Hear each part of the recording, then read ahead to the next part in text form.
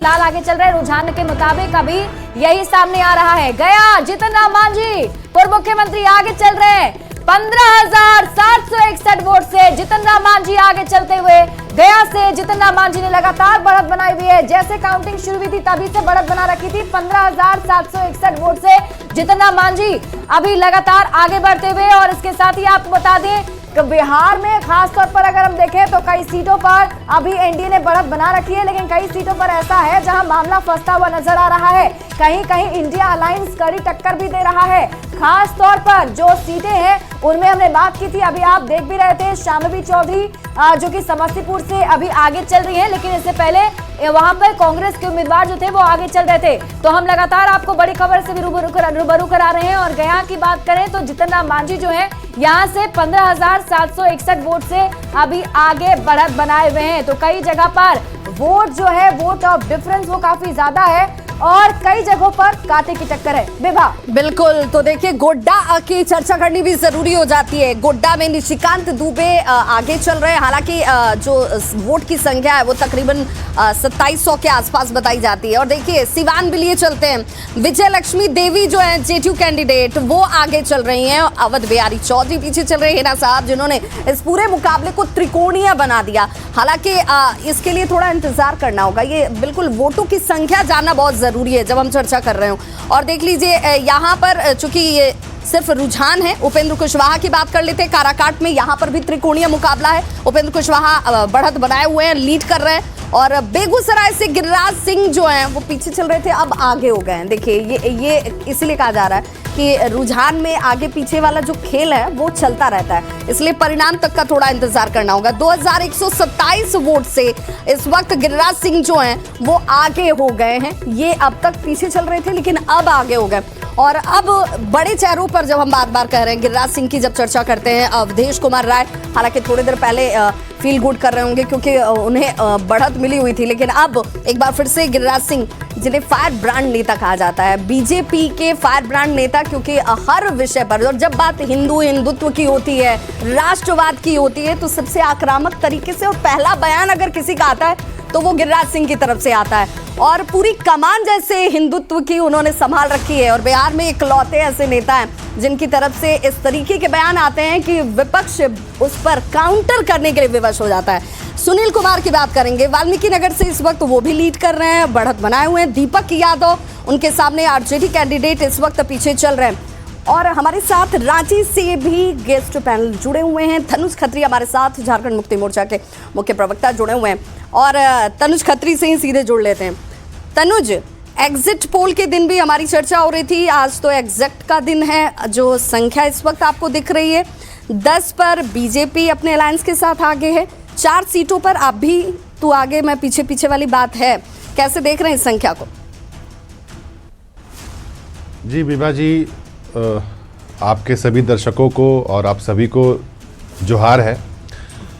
बिल्कुल, हम exit poll के दिन भी हमने चर्चा की थी और लगातार कई चुनावों में हम चर्चा करते आए हैं, और उसमें यही देखने को मिला है कि जिस प्रकार से भारतीय जनता पार्टी बड़ी बड़ी बातें करके लोगों को बरगलाने का काम करती हैं, और वो अंतिम दिन तक यानी कि जब चुनाव खत्म हो रहे होते हैं तब तक उनका ये प्रयास जारी रहता है। निश्चित रूप से एग्जैक्ट पोल जब आएंगे उसमें जिन बड़ी बड़ी सीटों की भी अगर आपने चर्चा की उसमें भी आप देखिएगा कि इंडिया गठबंधन के प्रत्याशी जीतेंगे, और अन्य सीटें जिसके सिर्फ रुझान अगर आप दिखा रहे हैं उसमें भी इंडिया गठबंधन की जीत होगी। क्यों जीत होगी? क्योंकि ये चुनाव जो हुआ है बेबा जी, ये चिलचिलाती धूप में ये चुनाव हुआ है।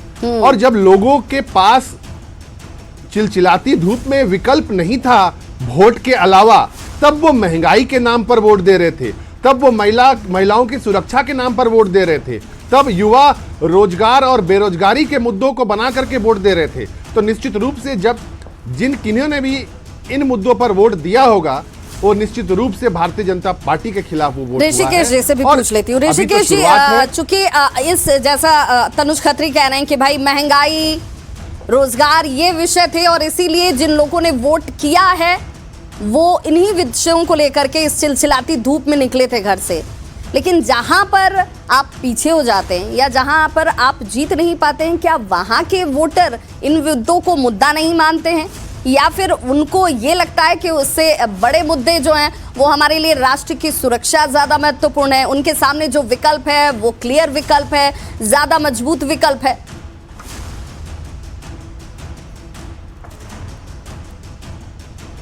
देखिए, महंगाई, बेरोजगारी, महिला सुरक्षा और किसानों की समस्या पर तो वोट हुआ ही, साथ ही साथ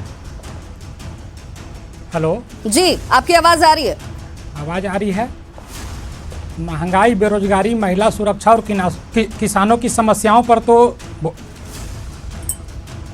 वोट हो ही रही है।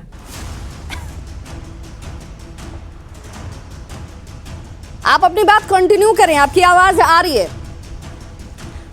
दूसरी, झारखंड की मैं बात करना चाहता हूं। झारखंड में जो वोटिंग हो रहा है, पिछले 4.5 वर्षों में जो झारखंड सरकार, महागठबंधन की सरकार, कांग्रेस, झारखंड मुक्ति मोर्चा और आरजेडी के गठबंधन की सरकार, जो जन कल्याणकारी काम किया गया है यहाँ, उसके आधार पर झारखंड की जनता वोट कर रही है। और आप देखेंगी जब झारखंड का रिजल्ट आएगा तो अप्रत्याशित होगा। यहाँ 14 का 14 सीट भारतीय जनता पार्टी हारने जा रही है। मतलब 10 और 4 में बदल जाएगा। बड़ी खबर आ रही है, रोक रही हूँ, बड़ी खबर आ रही है, सीधे रुक कर लेती हूँ शिप्रा का। शिप्रा, क्या बड़ी खबर? बिल्कुल विभा, इस वक्त की बड़ी खबर हम दर्शकों को बता दें। बड़ी खबर हमारे सामने आ चुकी है। गया से जितन राम मांझी लगातार बढ़त बनाए हुए हैं, वो आगे चल रहे हैं।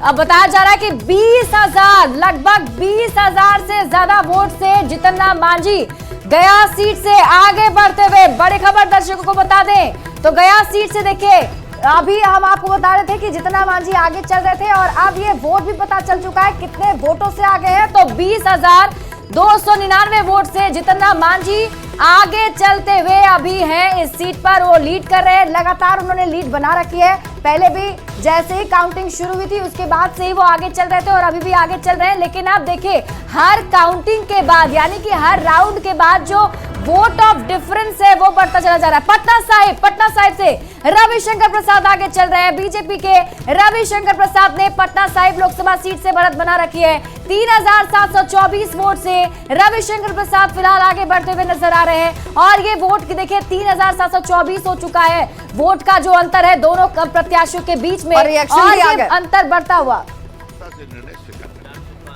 पक्का। धन्यवाद।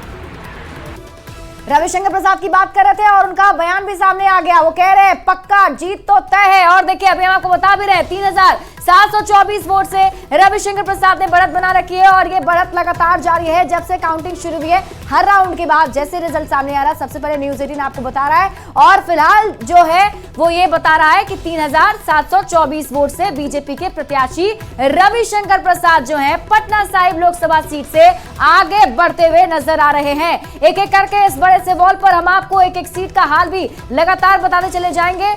एक बार फिर से रुक कर लेते हैं विभाग का। बिल्कुल, तो देखिए अब इस पर ही चर्चा होनी चाहिए।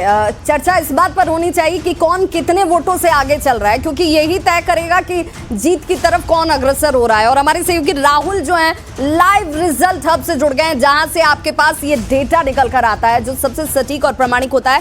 राहुल, जरा बताइए, अब जरा कैंडिडेट इंडिविजुअल बात करेंगे, एक एक सीट की बात होगी, एक एक कैंडिडेट की बात होगी और वोटों की संख्या की बात होगी। जरा राहुल से जुड़ने की कोशिश करें। उससे पहले जिस बड़ी खबर की हम बात कर रहे थे, अब मार्जिन कितने का होता है, जीत का अंतर कितने का होता है, वोटों की संख्या अगर सामने आती है तो उससे वो ज्यादा आसान हो जाता है समझना या फिर दर्शकों को समझाना। रविशंकर प्रसाद जो इस वक्त हालांकि अब आगे हो गए हैं और वो संख्या जो वोटों की है वो 3,700 कुछ अंकों की सामने आ रही है। वहीं अगर पूर्व मुख्यमंत्री जीतन राम मांझी की बात कर लें तो उन्होंने अच्छी खासी एक लीड बना रखी है। 20,000 से ज़्यादा वोटों के मार्जिन से वो इस वक्त लीड कर रहे हैं, आगे चल रहे हैं रुझानों में।